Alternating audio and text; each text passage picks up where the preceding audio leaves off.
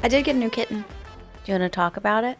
Yes, his name is Leonardo DiCaprio and Bruce Springsteen. These are my cats. I am officially a cat lady. Welcome. He's 4 weeks old. He was found in a dumpster. His mom was murdered.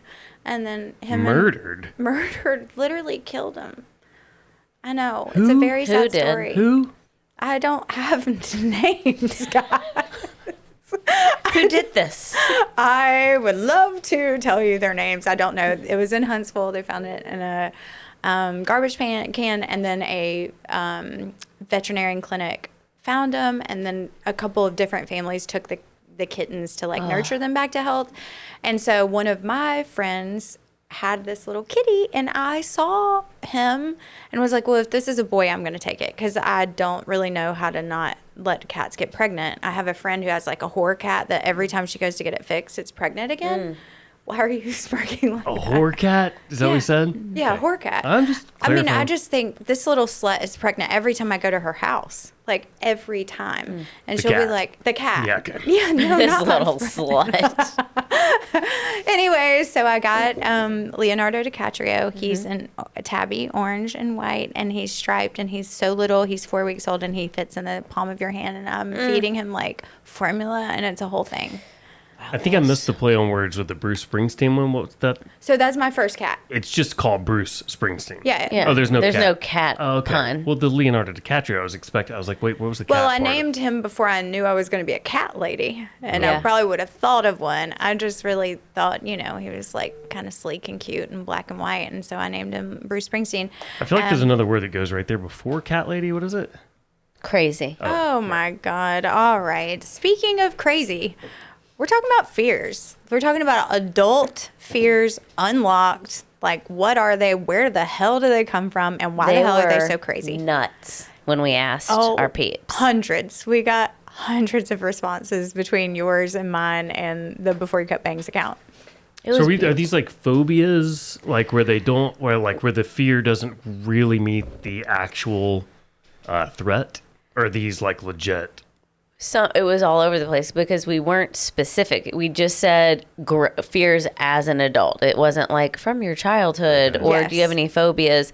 It was so vague, which made for the best responses. I mean, I think that I had somebody say this, or maybe you did, and I'm like, damn, that is my fear. And I've had it since childhood, that there would be a snake in the toilet that would bite my ass. That was... I got that no less than 5 times. Yes. I also got it 3 times, and I'm like, okay, same.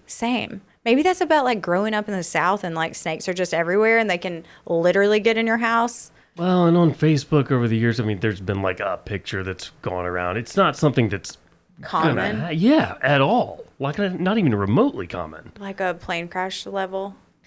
Yeah, obviously plane's the safest form of transportation. But I know, people are afraid but it seems like one of those fears where it's it's up there on people's list, but it's not necessarily We had a lot of toilet fears, a lot of, it could have been a fish biting me in the butt on the toilet at the lake, which I could if see you mean happening. the toilet is the lake, yes, that is actually possible. Right, but that makes me worried that people don't know how toilets work.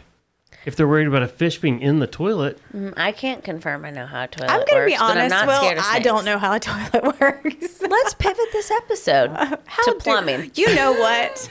I know how much Will loves talking about bodily functions. Yeah. Why are we wasting our time on fears when we could be talking about toilets? Okay, Back to fears. Okay, so I just want to run through some of these, and then we'll talk about where they come from and what you're supposed to do with it. To me, that's the most boring part. Let's keep living this way. I like it. I like that you crazy people are scared of a snake falling in your sunroof while you're driving. Never would that have occurred to me. Yes. No, but I'll say the hawks in my neighborhood, very often I see them dangling snakes as they fly over. Never talk about this again. Are you kidding That was me? a girl named Elizabeth who sent... Elizabeth, I'm sorry you had to hear that. That's not in your neighborhood, of course. Of Elizabeth, course, except for it's really close to your neighborhood, Elizabeth. Think about the chances of when that hawk drops that snake, if it drops the snake, that it's going to land in your sunroof.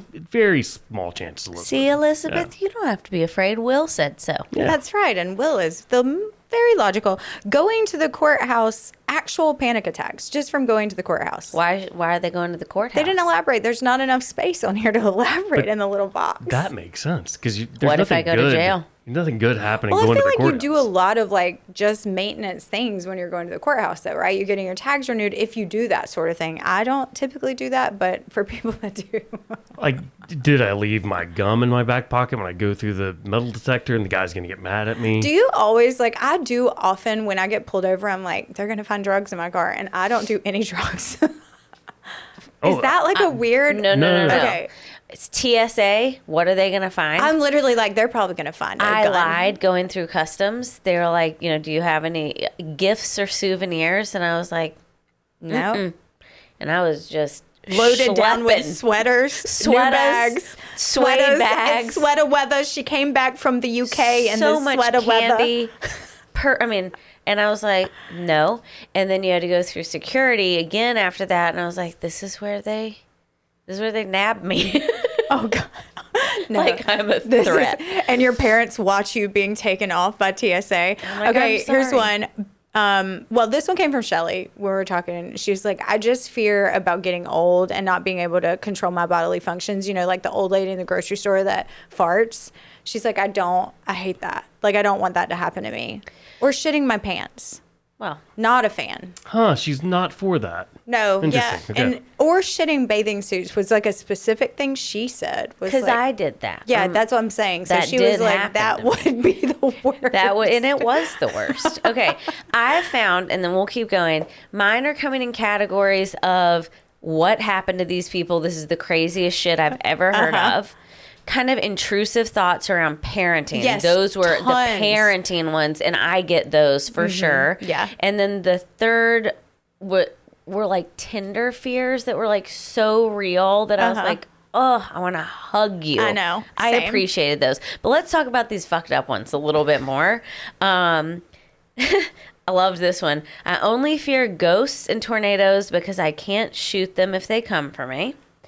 Sending a screenshot of a text to the person who sent the text instead of my friend. Oh, yeah, that has happened to me too. Same. Kinda, like okay. Again, I just wanted to reiterate what we said here, so I'm going to send it again. How do you backtrack? I was dating a guy once and had this other guy that I was dating previously kept like sending like really sweet things, and I screenshot it to send it to the current guy I was dating and accidentally sent it to the other guy and was like, he just won't give up. No. Oh, Yes, it's like I still think about it and cringe deep down in my soul. And I want to like call that guy and be like, hey, I was a douche. I should have never done that.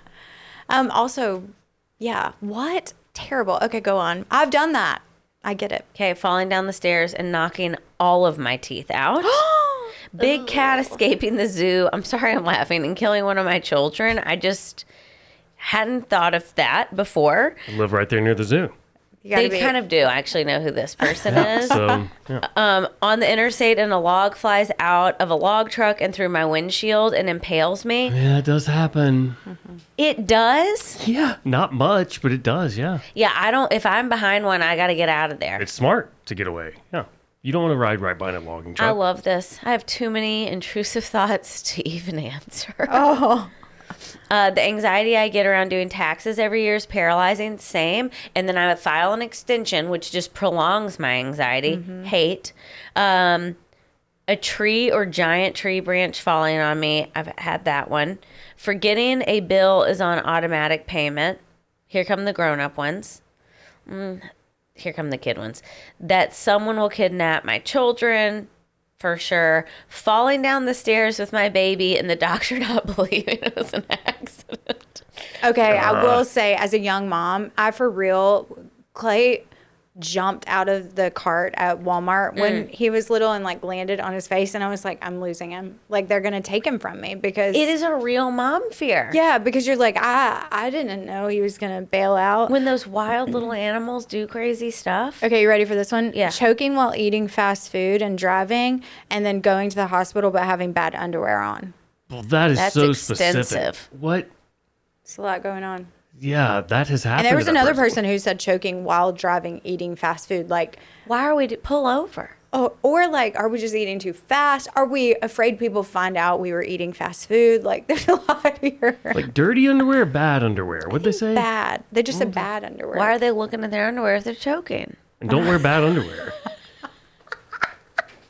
They just cut all of your clothes off. And She's choking. Get her underwear. cut her out of these pants. Yeah, maybe just go to the Or wrong. he. What do I know? She's going to the wrong doctor. We've had some errors here. What type of HR?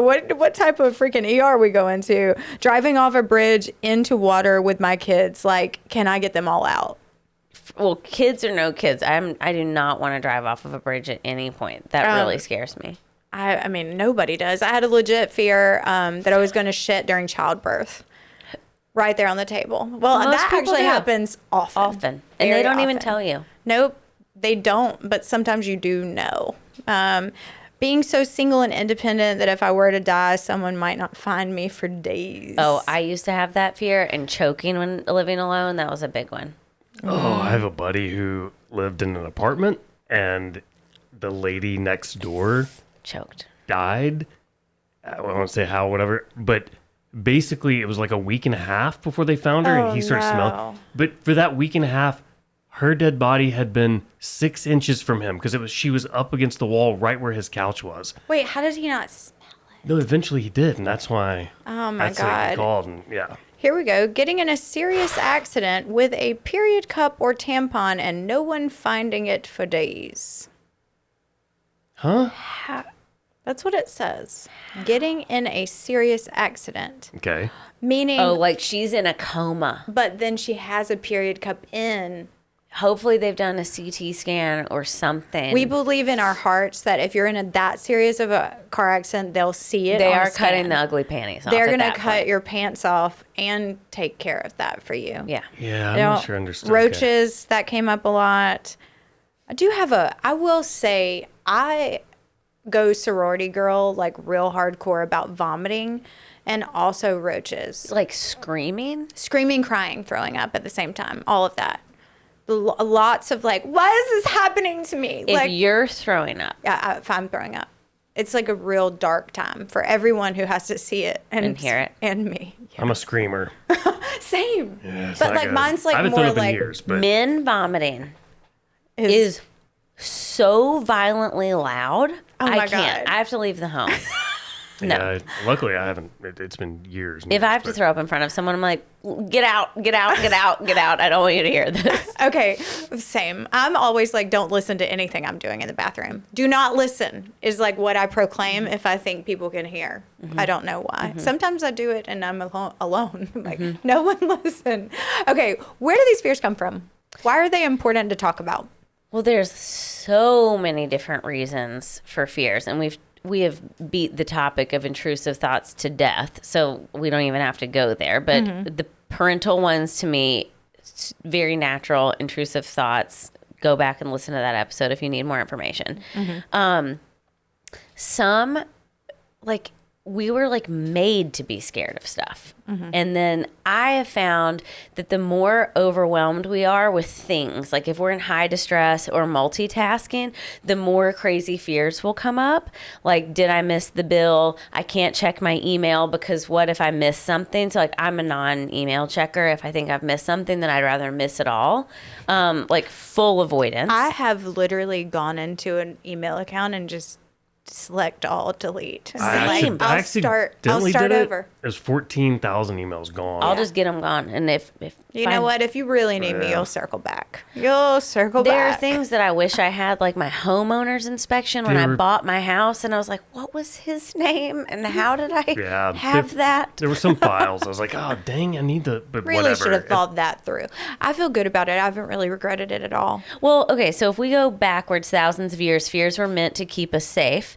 Our brain just hasn't caught up to, we don't have to be scared all the time, but it's a prevention of keeping us safe. So like even with intrusive thoughts, or like, is the lion going to get out at the zoo and eat my kids? It is a function of a biological necessity to keep things safe. And the brain somehow isn't smart enough to be like, the odds are pretty low. You know, it's like, if I've noticed that people will think about fears more because they think it gives them a sense of control for it not to happen. And it's not true. Well, because doesn't that perpetuate the like fear and anxiety of it all? Well, you're just digging that pathway in the brain deeper and deeper and deeper. But I mean, I've done it as a mom. You know, I'll think of something and then I'll lay in bed and be like, okay, well, if we did it that way, or, you know, if I hear some horrible thing, I'll lay in bed and think of all the ways for that not to happen. And then I'm like, great, I can sleep now that that's not going to happen to us. Because I have thought. I'm hearing mental mapping in my brain. Yeah. Exactly. Like just mental map out every negative thing that could possibly happen so that maybe you have a plan. So fear has its function. Right. We often look for a sense of control around the things that we cannot control. And so how we move through it is different. What we did not talk about, and this is the fears I'm talking about, are parental intrusive thoughts, the snake's going to come through my sunroof or bite me in the toilet. Okay, first of all, that feels real to me. It feels like it could happen. That's because too many people put that in your head over the past few days. Or because I found a snake downstairs at the lake house. In a toilet? Close to the bathroom. They're not getting in your toilet. I mean, they might have. And people's fears were that I think it was coming up through the plumbing.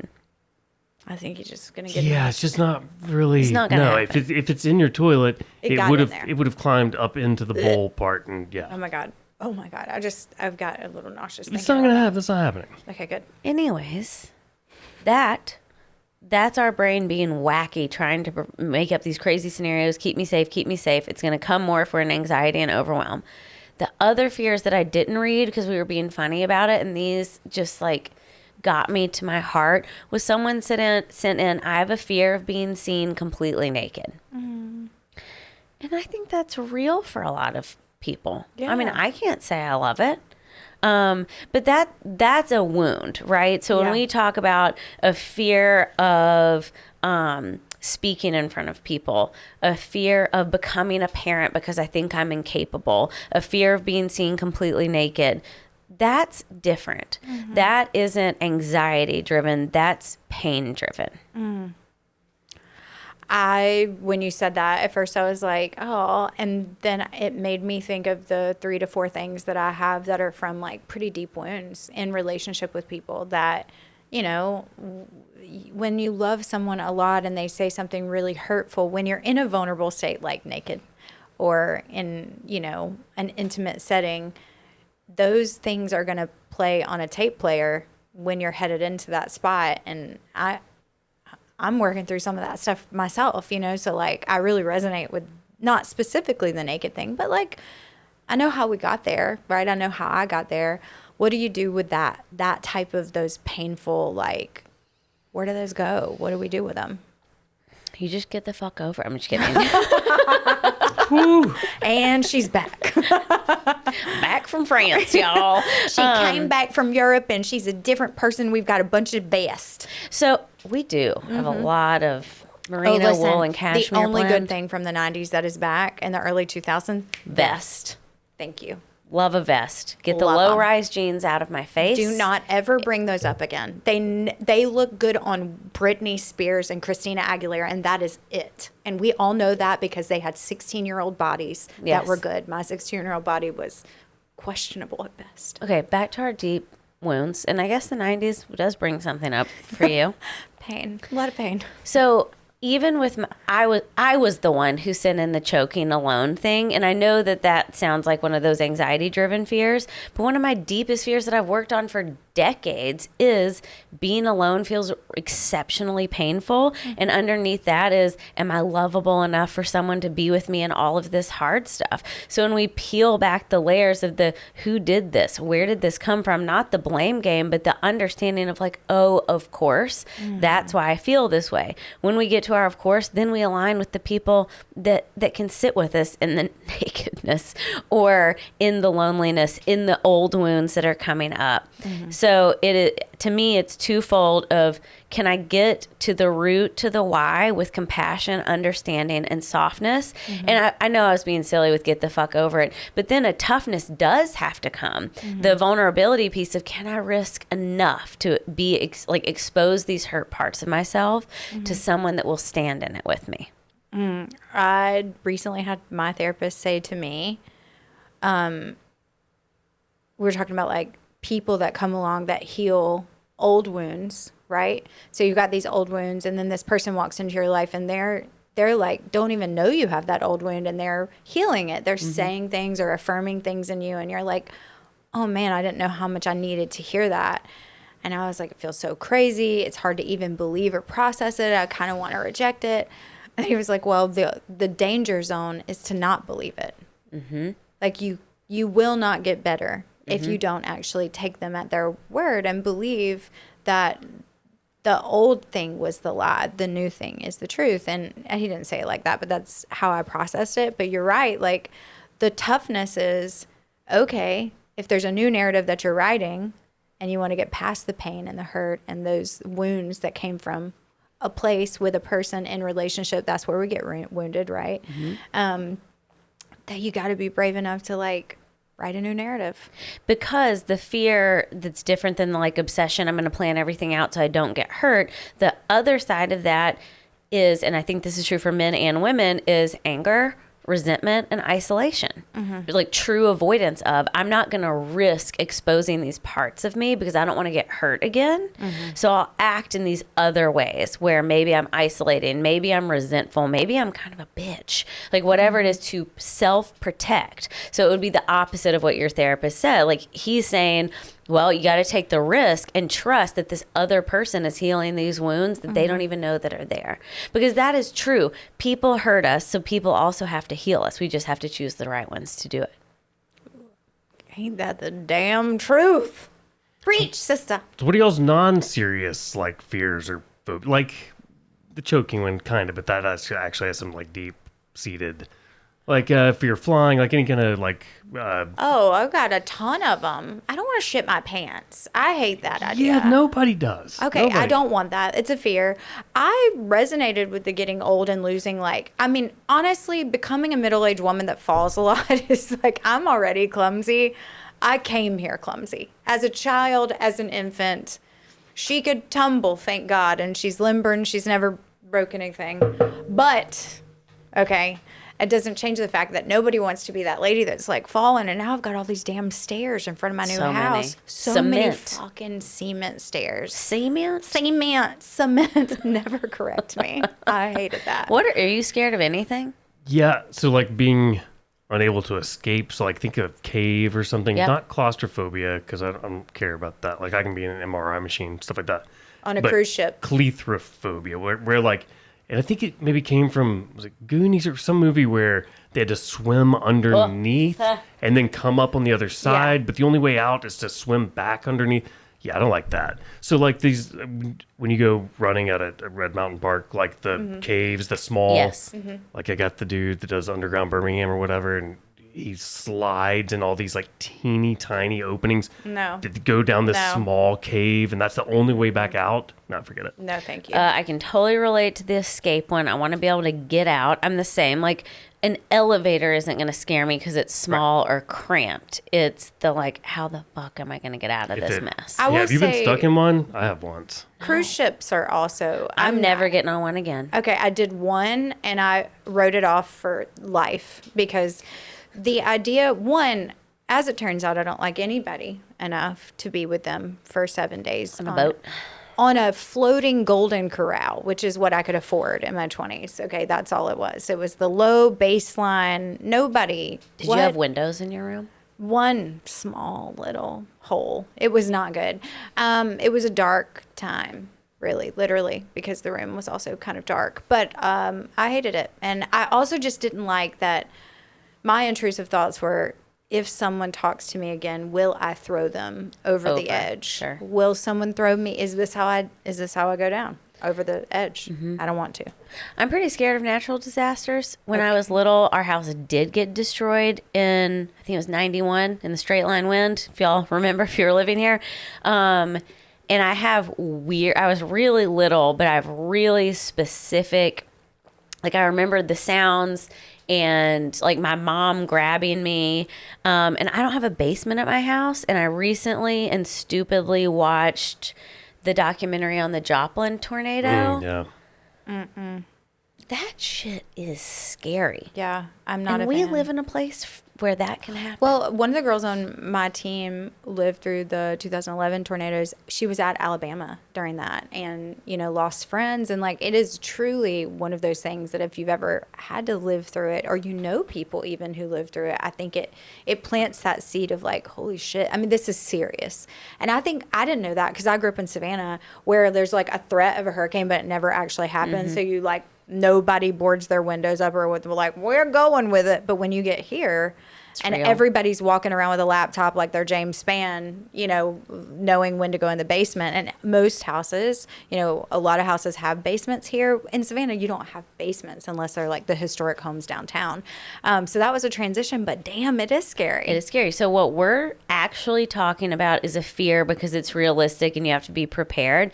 That's different than an anxiety of... I think people have to sift through the difference of I don't want to check my email because I'm scared American Express sent my bill and I don't want to look at it. And if you sift through that, we probably get to a fear of, do I have enough? Am I going to be okay? Am I taken care of? But the anxiety is what will really make us go into the avoidance piece too and get that like high energy around it, where we'll get into the obsessive track. Like I didn't go build a storm shelter. Maybe I should because of the tornado piece. But like I logically have considered, okay, this is what we would do. I have a friend of ours asked, can we go use your basement? Oh, you live here now. I'll use your basement. You'll use my I like basement. to be prepared. You'll probably have just a key But to I'm my not house. every day obsessing on this to the level of anxiety and phobia.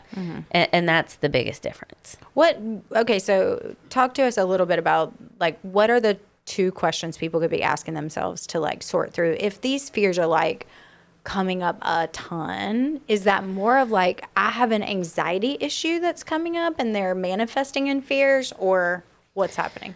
Ooh, okay. So, and I want to throw in phobia because we really didn't talk about it. Phobia is very, very real and oftentimes illogical. When people have phobias, they're typically frustrated with themselves because they can't seem to do anything about it. Like people with, phobias almost present as OCD, and with true OCD, like you can't just magically talk through it. So true phobia would take some kind of repeated exposure therapy with a professional. Exposure therapy might be, can we talk about it? Let's notice your anxiety. I'm about to give like the briefest of brief how to deal with a phobia, but it is teeny tiny exposures from talking about it, looking at a picture. I had a client that had a weather phobia, and when it would rain, if she was in my office, it was a lot of, we were sitting there, I didn't even know she had this phobia, and she's gripping the chair, and she's like, what year was this house built? It was years ago when I was in a different office, and I'm like, I'm unsure about that. And she's like, has it ever flooded? I'm like, not that I know of. And then I watched her. So in a phobia, even though it's like it was drizzling outside, that person is going straight to full crisis, full panic. How do I get out of here? That is 100% exposure therapy, EMDR, something that will actually change the brain. The Neuropathways, right? Got to rewrite. 100%. Yeah. And it's like sometimes psychiatry gets involved. That I have an incredible amount of empathy for, because that is not like tough it out, find your way through it. Something 99.9% of the time happened to them in early childhood that is sometimes unrelated to the phobia. Like this person was not in a bad storm. She had other childhood trauma that then manifests in that way. I see that all the time. Childhood trauma happens. Somebody's afraid of like a red car. Like it's bizarre. Phobias are very, very bizarre. And then some people just get the spider thing. Man, when people are really afraid of spiders, it is wild. Not just like the sorority girl scream. Okay. The next piece, the like scared of being seen naked, or the choking alone piece. The painful wound. The painful wound is what we've already said of, yeah, for sure, therapy. But a lot of people have done therapy and they still have these core wounds. It is finding a safe person to like even not be like, do you want to see me naked so I can see how it goes? Not exposure, but being able to say, this is where I am. This is where I think it came from. And they get to be like, oh my God, same. I get it. Or partnering with someone that doesn't even know the wounds you have and they're healing you anyways. Like that's a true miracle. The anxiety piece, to me, that is, and y'all know I'm so, like I've made such a shift in my practice around grit and toughness. There is such value in positively talking to ourselves and saying like, I can do this. Open the email, call the doctor back, see what it is. Like when I just had the tear in my hip, I was not going to do the MRI. I remember. Because I was like, I mean, it is what it is. And then my friend who's a nurse was like, you can't go run if you might have a fractured hip. And I was like, that was my complete avoidance, because if I knew the truth, what if it took away something I loved? That was the perceived risk. So we are avoidant of information if it feels painful. That's the time where like you have to go to somebody and they have to tell you like, here's what's what, if you can't do it on your own, because I wouldn't have gotten the MRI. And I would tell you the most important thing that she just mentioned is you actually have to give people permission in your life to call you up and out when you're avoiding. And you can't do that unless you are leaning into your tier 1 relationships. You've got to tell them where you're at. So, and this is a newer friend. Like we just met at the end of last year, and she said, and I was so impressed by this, she was like, how direct can I be with you right now? And like, what a cool thing for somebody to say. And I was like, you're gonna have to be very painfully direct with me. Thank and you. she was like, I'm gonna call and schedule the appointment. And I was like, okay, thank you. I'll go, and thank you. Well, and she's a nurse, so it was obviously easier to trust someone who's a medical professional in that scenario when you really want to avoid. But I would say too, like, it's why it's important to understand the strengths of your tier 1 people too. Like, I know I can call Claire and she can be 100% a listener. And at the end of that, she's going to say, what do you need from me? Do you want feedback? I know the reason I called her is because I always want feedback. I'm not just asking her to just listen to me rant and ruminate. But I mean, you know, if I have a financial issue, I might call a really close friend who's a CFO and say, hey, can I run this by you? I'm not sure what to do, and get real constructive advice. Or in a real scenario, I might avoid my friend who's the CFO because I don't want her to tell me the truth, because I was trying to rush through a scenario because I didn't want to deal with how hard and painful it was. I'm so glad you said that, because my thought right before that was, if we got to the brass tacks of fear, how much of it are we avoiding because we don't want to know the truth because that feels painful? Are we embarrassed? And to me, that happens all the time. Yeah. And not just I don't want to look at it or I'm embarrassed. But for me in particular, I have this thing of, oh, Claire is all these things. She is like spicy and a go-getter and she gets everything done. So to show the weakness of, and this was crazy, when I hurt myself, I did not want to tell people because it felt weak to me. That is illogical. I knew it was illogical, but I did not want people to know, because there's this vulnerability of, once I told my precious friend who's a nurse every day, how do you feel? Does it hurt walking? And I'm like, oh, so many times I'm like, I'm good. Please don't worry about me. And she's like, but I'm going to, because there is a fear of mine or an anxiety of, if I appear weak, I'm not as tough as everybody thought I was, then what will they think about me? I'm the one that helps everybody. I'm not the one that needs the help. Dude, the last 2 years of my life, what I'm realizing now, kind of I'm not on the other side, but getting on the other side or getting some more clarity, is that I think that the school I've been in, what I've been learning is how to receive, how to know that I actually really need people. Like, you can't always be the person people need to call. You also have to be the person who leans on and calls people, and then listens to them and takes the feedback and takes the advice. And I think that I hate admitting that maybe I wasn't that good at that, but the last 2 years of my life forced me. I had to tell people the shitty hidden things about my life so that I wasn't alone. And so somebody could hold up a fucking mirror, because the truth is I had lost complete perspective of what was going on because I'd been in it. And I hid it for too long. And then by the time I was like, here it is, they're like, whoa, hey, here's some things that maybe you need to see that you're not seeing. So there's blind spots. I think that's the vulnerability and the adult embarrassment and the perception piece. Man, when you've created a narrative for yourself, it's really hard. Who I am and what people believe about me. And I think that people listening will have to decide kind of what camp they're falling in, because the complete flip side, and I have been there particularly in my 20s, was I didn't trust my capabilities until well into my 30s. So I would wave these flags too early. So does that make sense? Like where I would be like, I need help. What am I doing? I'm a complete failure, because I was looking for someone to say, let me fix it for you. Because the overcorrection of that is, I got it. Oh, I am an expert now, so don't worry about me. So my pendulum went, is that how you say it? Pendulum? Pendulum. That, you know what? I've been really good at saying words is actually what I'm supposed to do with my life. But that word and waft or waft gets me every time, so I avoid saying it. I don't like waft at all. I hate that. Because in my head, I'm like, what if we went wafting down the Colorado River? So I don't say it. It's waft, though, right? It is waft, right? It is. Okay. It's waft. Okay, waft. I don't even need to talk about waft. I just had to say it was a word I get stuff pendulum. on. The pendulum's pendulum.